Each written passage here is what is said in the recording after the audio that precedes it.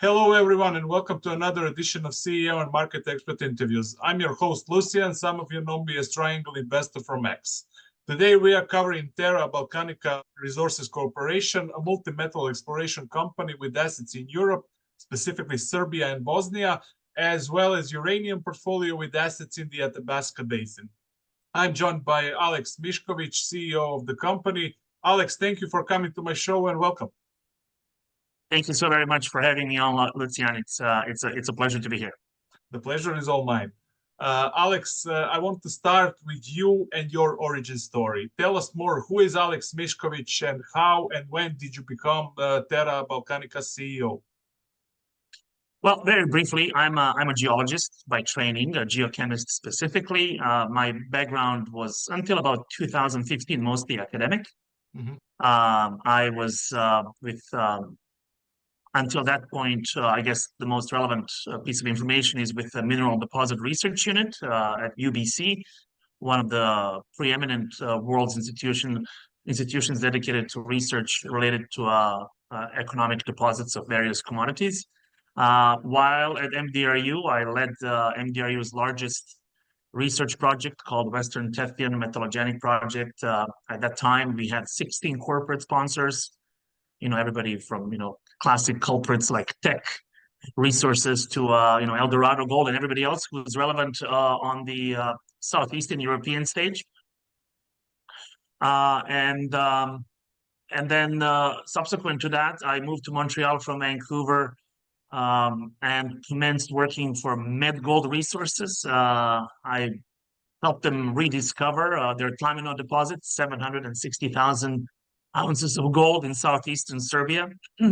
And following that, worked for Rio Tinto in California for 2 years, focusing mostly on recovering lithium from their mine wastes.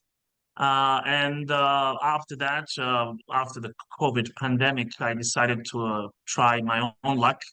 We staked some properties in Serbia and Bosnia back in 2019 and 2020. And basically at the height of the global pandemic, decided to commence this venture. So it's been now 4 years with Terra Balcanica. I'm very familiar with the geology of the Balkan Peninsula, Western Balkans specifically. And it just kind of, made sense to both charter my own path at that point in my life. I guess COVID was a bit of a general reset, not only on the global, but also personal level. Yeah. And I think, try to advance what I thought, and I still think, is very good quality asset or portfolio of assets in both Serbia and Bosnia. Since then, we've, I think, proven that thesis, and obviously looking forward to advancing that story. Yeah, that's a great background. Let's cover those projects. Let's cover first your Biogor-Zanik project in Bosnia and Herzegovina. Can you give us an overview of the project and current status? For sure. So the original premise or the thesis behind going to Eastern Bosnia was the fact that the Srebrenica magmatic complex, as it is formally known, is the only Neogene age. Now, that basically means, 50 million years or younger. So this is between 35 and 20, aged a package of volcanic and plutonic rocks that actually outcrops in Bosnia and Herzegovina. We have rocks of older age and younger age, but if you want to find anything along the lines of Bučim in Macedonia or Rudnica in southeastern Serbia, currently advanced by Adriatic Metals, or let's say Skouries, porphyry copper deposit, advanced by Eldorado Gold, then you want to be looking basically at rocks of that age. And it just so happens that the Eastern Bosnian part of Srebrenica magmatic complex actually contains that. So the original premise was basically, what chances are there of finding a porphyry copper deposit in Bosnia? As of yet unheard of in that country. Yeah. Of course, there's an existing mine there owned by Mineco Ltd. They also own 4 other mines in Bosnia and Serbia. So having the mine adjacent to our project was also something that I thought was advantageous. They have a crushing and mining circuit over there, and should we find something that is of similar mineralization style, like the one they have in the Sase rock mine, then we can certainly, advance the synergies between the two projects. So that was the original idea. And then, of course, since then, after about a year and a half, we started, let's say, work in September of 2020, 18 months of meticulous layer upon a layer, scientifically driven targeting and target definition program, which involved everything from airborne geophysics to ground sampling and mapping, radiometric surveys, remote sensing surveys as well. We've defined 3 targets. And since January of 2022, so it's basically 2 years ago, we have now drilled. And in doing so, de-risked the projects to the tune that we now know the mineralization is in place, it does exist, and it's just a matter of basically, advancing those projects, adding more tons and ounces to the existing story, and further defining the subsurface geometry, strikes and trends of mineralization as we understand it right now. So acquisition of what was favorable, detailed work of defining targets, and then about 4,000 meters of drilling in the last 2 years is sort of where Biogazani stands at the moment. Okay, so what are the next steps? You will drill more holes on the property. Do you have the timeline for that? Can you expand a bit on that, please? For sure. So for those who don't know, within Biogazani, which is a package of land of about 150 square kilometers divided into 2 licenses, one is Čumavići, the other one is Olovine. We have defined 3 targets. In order to be really focused, we have decided to really push hard on 2 of those. So one is a polymetallic, silver-dominated, very high-grade, shallow, vein-hosted intermediate sulfidation target. I mean, I cannot call it deposit yet because there's strict definitions what that means, but it's basically a target. We understand the geometry of the body. It dips at a 45-degree angle to the southwest. It extends along northwest-southeast trend along the tectonic fabric of the entire Balkan Peninsula. And at this point, we have drilled about 25,000 meters, 2,500 meters, sorry, along only really 2 or 3 targets within that 7.2 kilometer trend. So I want to emphasize to all those ones who are listening to us, this is a 7.2 kilometer long trend with at least 4 or 5 different targets. So far, we have focused on only 3. Every single one yielded fairly good results. We are talking about a fairly simple geometry, a body that's between 5 and 10 meters thick, on average between 500 and 600 grams per ton silver equivalent. In some cases, the sweet spots can be significantly richer than that. On average, the depth of the intercept is between 0, literally underneath your feet, to about 40 or 50 meters. Our initial maiden hole back in January of 2022 intercepted mineralization at a depth of 29 meters.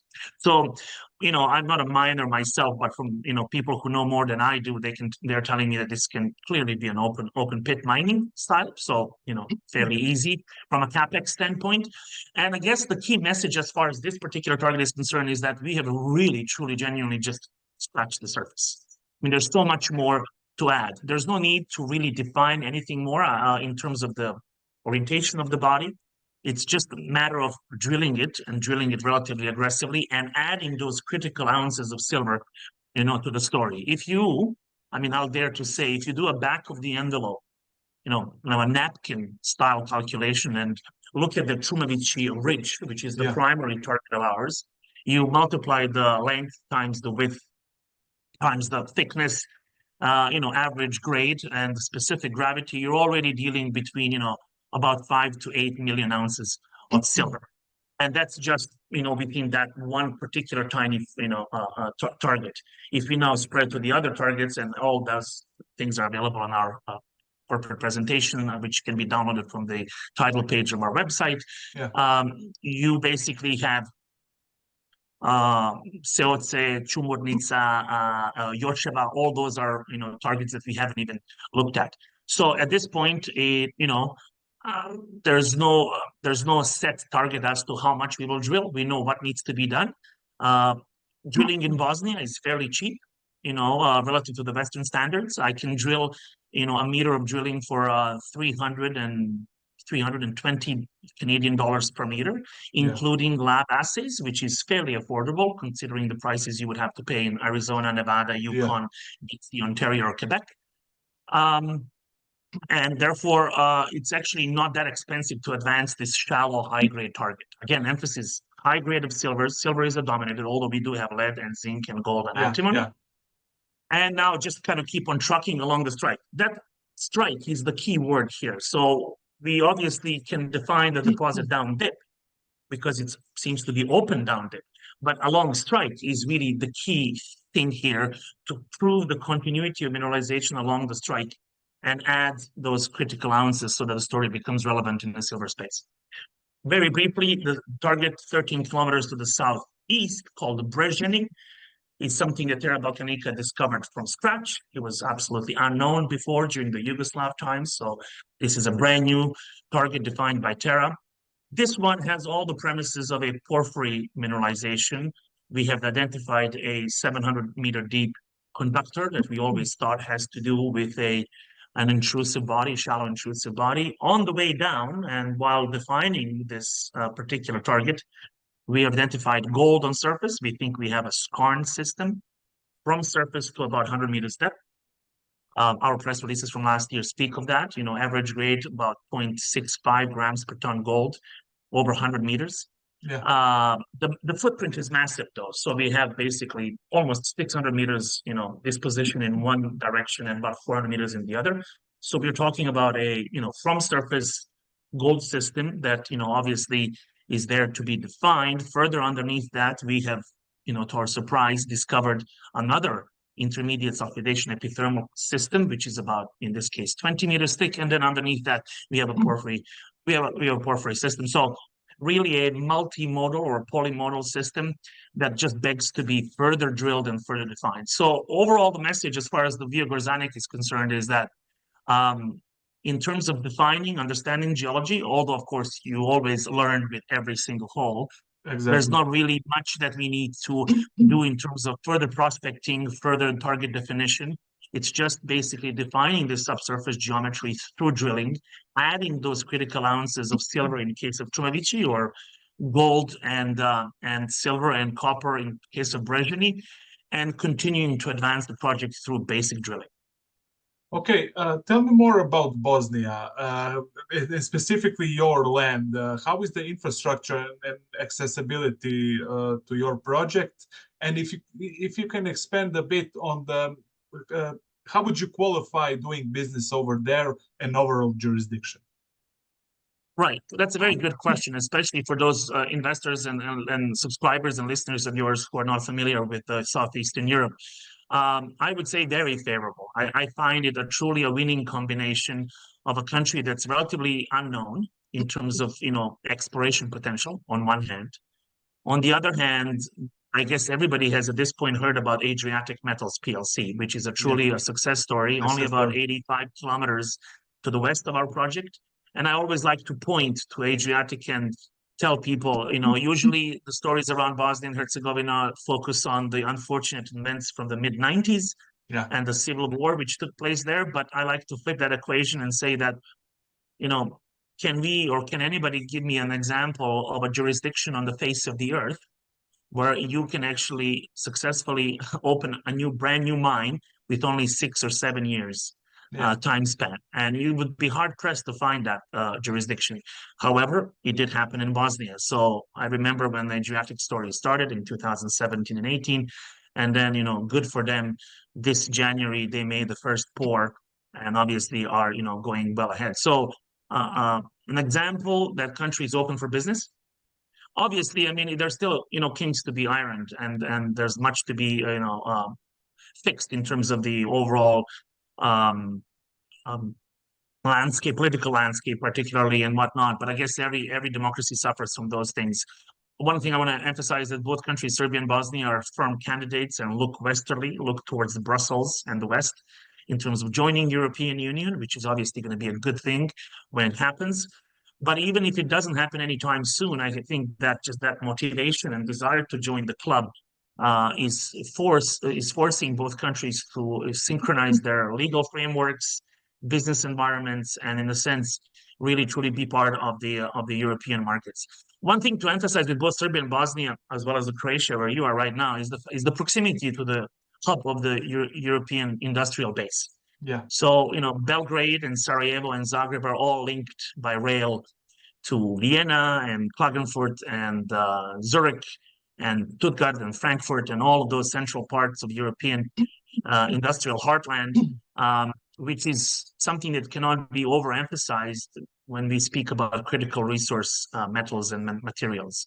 Europe, I think, is badly starved for those, and to have a project or projects that actually advance discoveries of lithium, cobalt, nickel, silver, zinc, lead, copper is tremendously important for European continent, and being able to transport those goods by either rail or road or seaborne ports. I mean, Split is not very far away. Bar in Montenegro is not far away.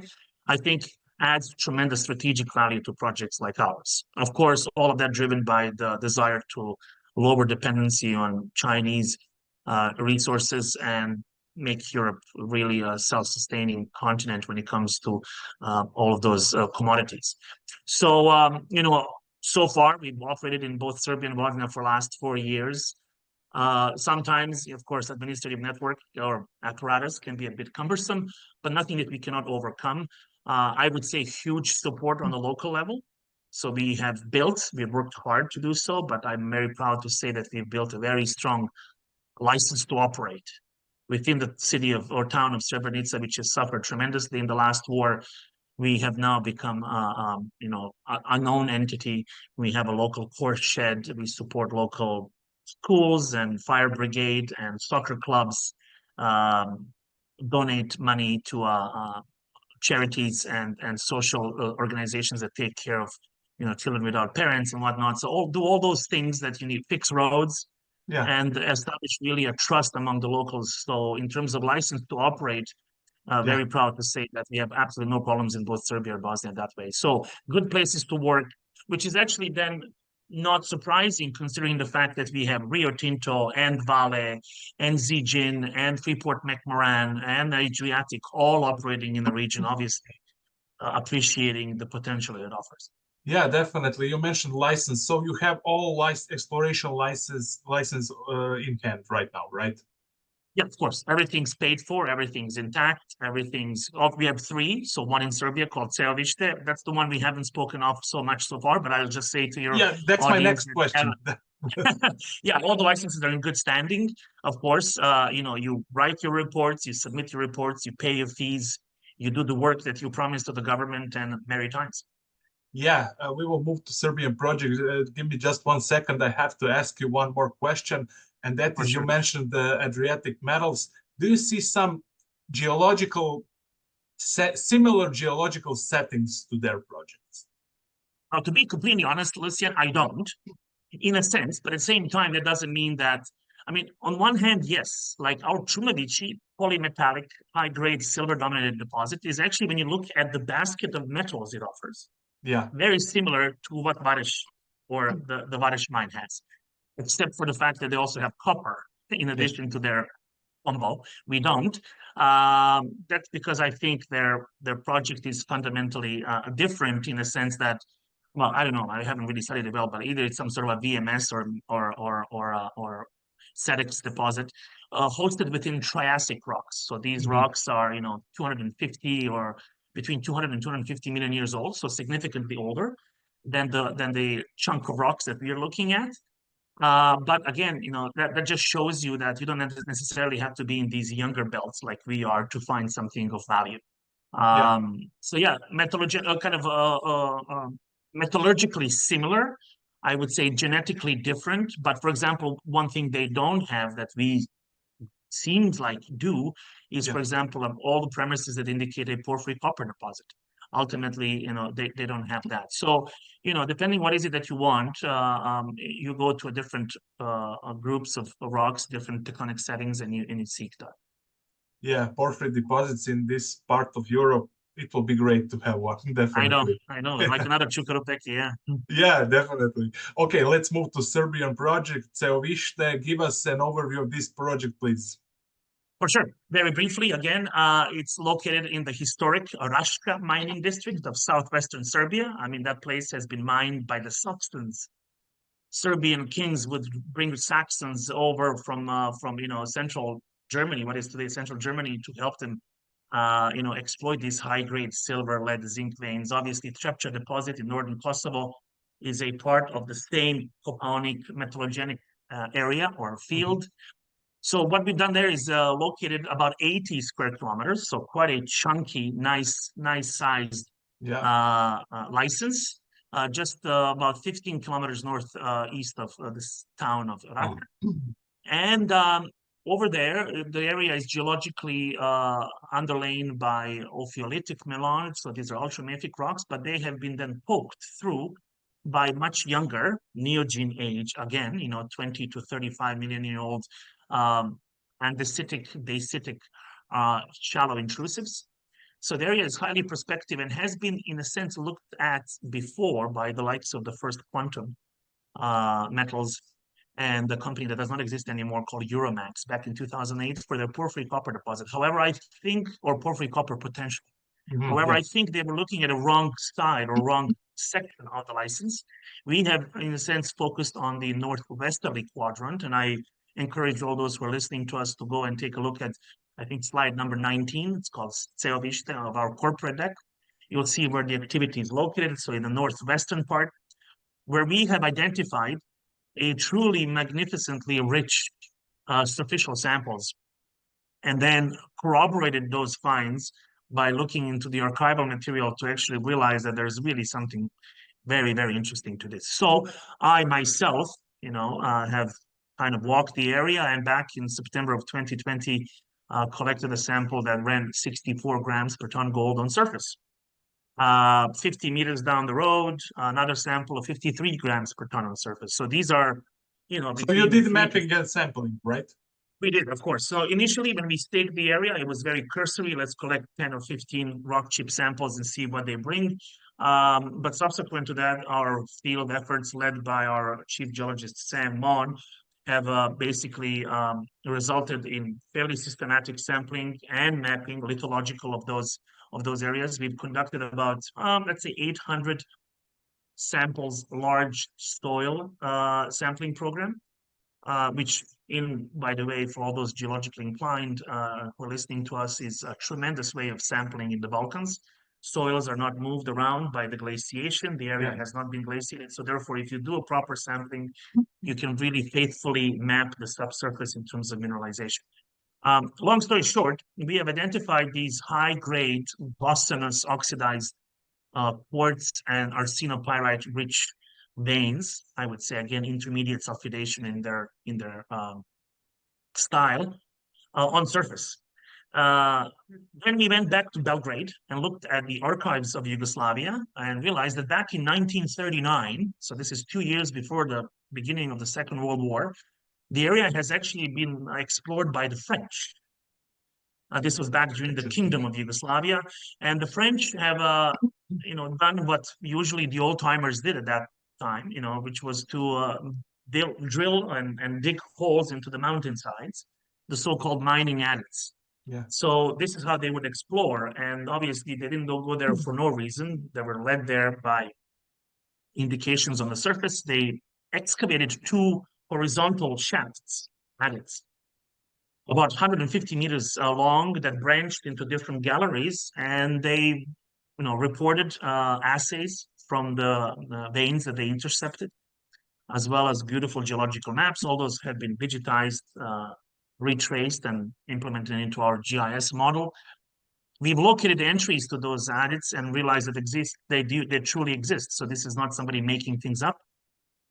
But the key part here that I want to emphasize, Lucian, is that the French, back in 1939, speak of intercepting multiple sets of these between 35 centimeter and half a meter thick veins that, according to them, carried as much as 500 grams per ton gold and 500 grams per ton silver. So these are 2 separate numbers. So both 500 grams per ton of each commodity over these relatively narrow, but again, as I mentioned, sets of veins.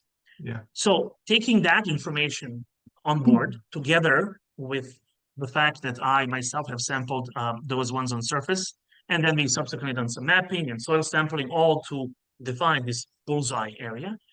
At this point, there's really nothing for us to do anymore. And what I would like to do from a corporate strategy standpoint is go immediately back to Serbia, to this area of Mišković, and drill at this point these sets of veins oriented more or less along east-west and drill them towards the south, so obviously orthogonally to the trend, and try to intercept as many of these as we can possibly do.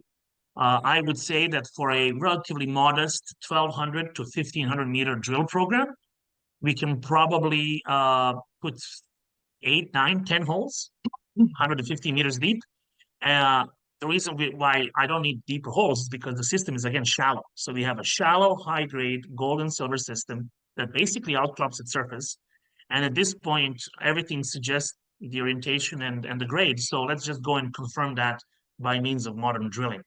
And that's exactly what I would like to do. So over the course of, if everything lines up well, over the course of next month and a half, let's say maximum 2 months, we want to go back to Serbia immediately and try to slice as many of these structures as we possibly can within the shallow subsurface. I think, obviously, I don't need to mention it, with current prices of gold and silver, that would be highly advantageous for the company. Yeah, but what do you have to do before? Do you need to secure the drills? Do you have all the paperwork done? Paperwork is done. So another beautiful thing about Serbia and Bosnia is the fact that you don't need to permit your drill locations once you have obtained the license and you're acting in accordance with the law. You can drill as many times wherever you want as you possibly wish during the longevity of your license. Now, in terms of obtaining subcontractors for drilling, that's relatively easy to do, unlike Bosnia, which is fairly limited in that aspect. In Serbia, we actually have at least half a dozen, if not more, subcontractors. And I mean, obviously, I would have to make some phone calls and whatnot, but my understanding is that it would be very, very easy to mobilize the crew and start conducting that drilling within a month from now. So the area is already located. We know where we want to put the drill pads. The beautiful thing, again, about Bosnia and Serbia is that, there's roads, if not paved roads, then at least gravel roads all around. So it'll be very easily accessible.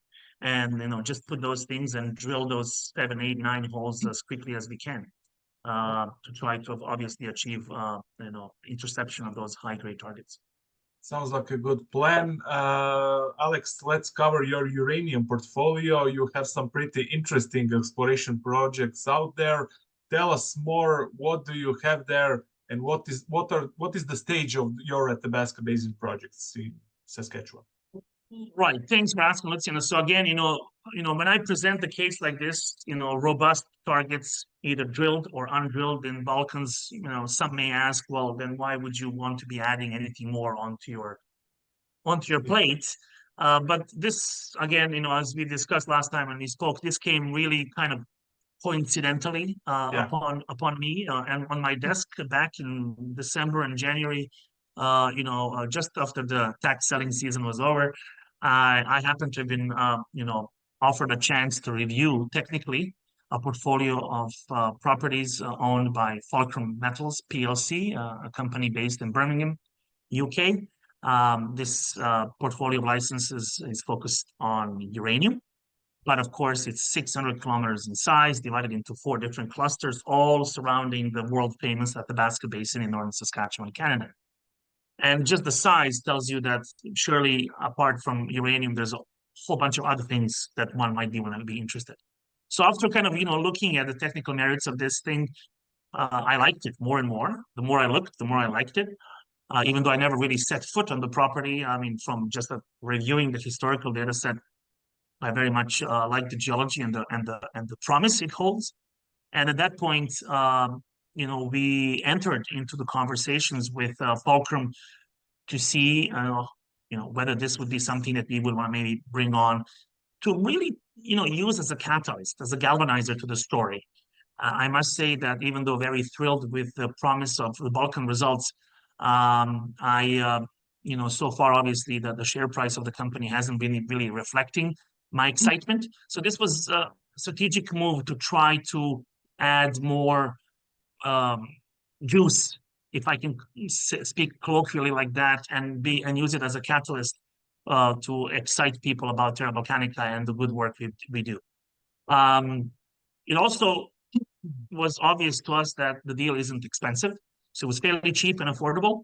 And we decided to actually, as opposed to let it go and just use it as a curiosity, we've decided to actually option it. And so back about a month and a half ago, we've entered into a letter of intent with Fulcrum Metals PLC to take on 100% ownership of this portfolio of licenses. Again, this is Charlotte Neely, which is found or located in the Uranium City district. Then slightly further to the east, we have Fountain Lake, and then the Snowbird license upon the famous Snowbird tectonic zone. And then completely separate from all of these clusters to the southeast, we have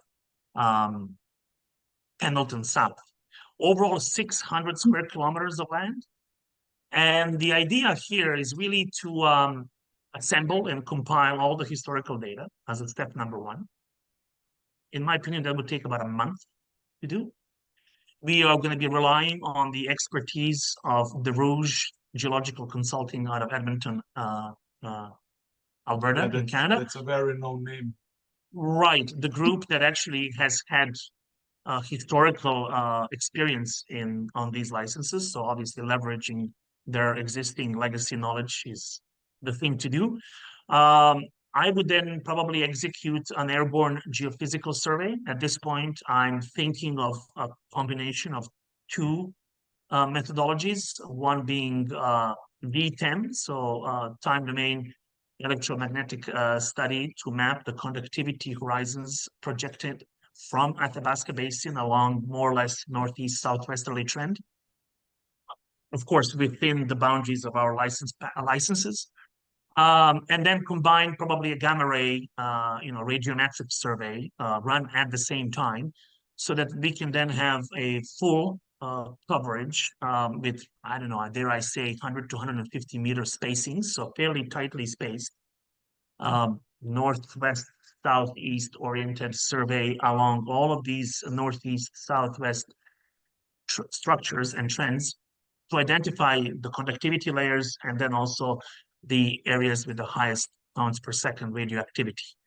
We would then probably want to do a month and a half of groundwork, ground truthing, let's say September, to follow up on these newly identified targets that would come from the geophysical. So then incorporating or systematically synthesizing all the evidence and then follow up in the field to actually see what is that we see on the ground. My ambition would be to, by the end of, or let's say early fall of 2024, define drill targets for subsequent drilling of course, uranium primarily, but we also have some historical holes that date back before the Second World War with, up to 4 grams per ton gold assays from surface running for 40 meters. So a bunch of things to follow up on. Uranium is obviously the primary target. That's what we want to do. And hopefully we'll be able to, when it comes to drilling, whether we are able to drill in the dead of the winter, sometime in, December, I guess apparently it's possible. We drilled in January in Bosnia at minus 17 degrees Celsius, so I don't see why we wouldn't be able to do so in Saskatchewan, but at least set the stage for drilling that would come either in the winter or as soon as the snow melts in the spring of next year. Yeah, bring this to drill ready status, and that is already ASAP, as soon as possible. Exactly. Yeah. Yeah, definitely. So you will move all 3 projects in the exploration terms. You will explore it. You will do the work over there. But my question is, let's say I'm a new investor in the company Yes. and I want to hear your longer term plan for those projects. Do you plan to keep the present model and advance them all like you are? Or there is a possibility that at one point you spin out some of your assets and monetize them in any other way? What's the plan here? Absolutely. So, I mean, let's just go one by one. So, Tumavici, high-grade silver deposit or silver target in Bosnia.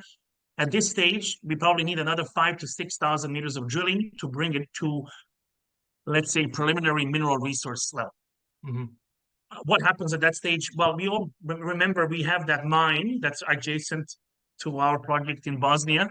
So therefore, being able to leverage that with the Sase mine, who already have crushing and flotation circuit, and as they slowly deplete their resource, we're building ours. I mean, is there synergy there?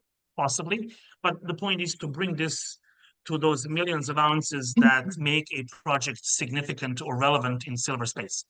13 kilometers to the southeast, the Brezhny target. We do have a deep porphyry system, I believe, which have actually confirmed with the deep drilling last year. However, those deep drill holes are expensive, and one would have to be really well cast up and monetized to be able to execute, drilling of a porphyry target, being a small cap company that we are. So I would rather leave that for a possible JV partner, to be completely honest. Okay. Whereas the topmost gold and the newly defined intermediate sulfidation vein hosted system that seems to be projecting from the porphyry towards the surface, I would like to keep that for ourselves. Serbia, high grade gold. I think, high grade and shallow, easy for us to advance. There's no need to really advance, look for partners at that particular location. When it comes to uranium, I mean, that's the beauty of it. I mean, we have projects in 3 different jurisdictions. They're all divided into different licenses.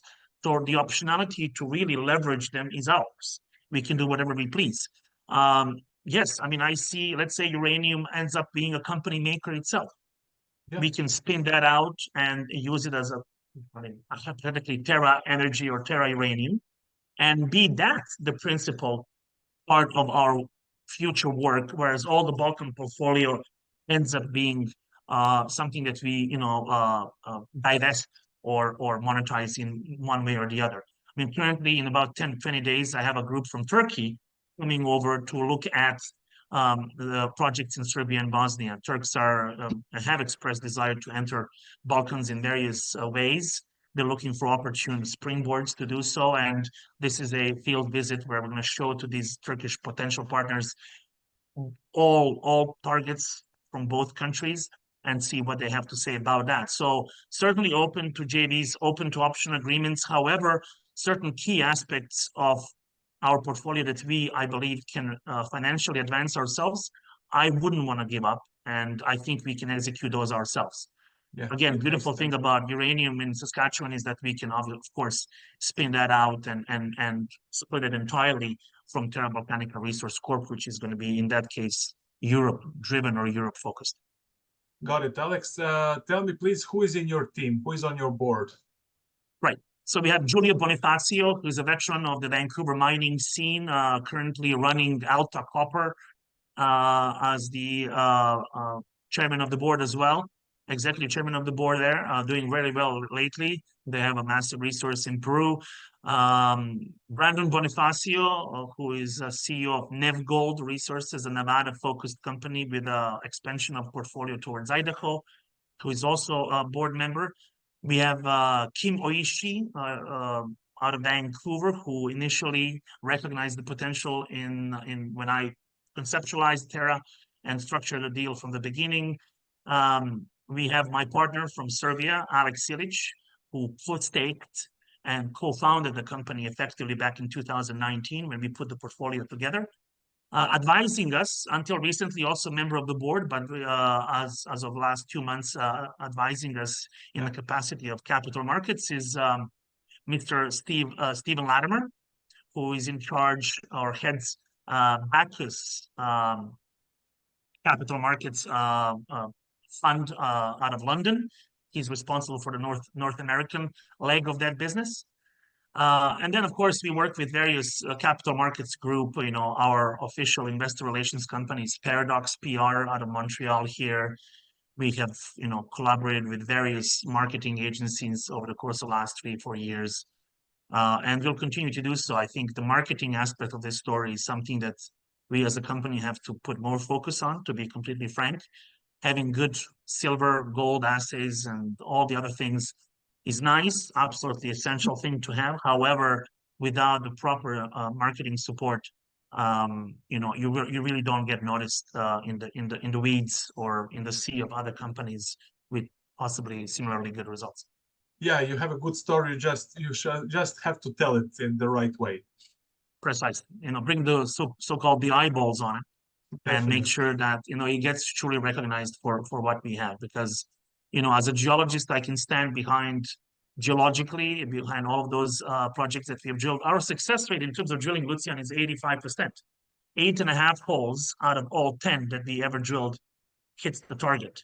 So I mean that speaks. I mean, obviously, that comes on the heels of meticulous $1.5 million worth of targeting program. The amount of money that we spent in Organic to actually get to the level of targets.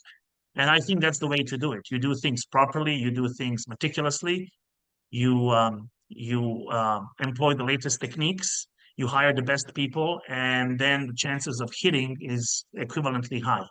I'm really excited about Selvište in Serbia. I think with the gold being close to 2,400 an ounce and silver hitting 30, let's say that 6 or 7 out of those 10 holes are success, which there's absolutely no reason why they wouldn't be.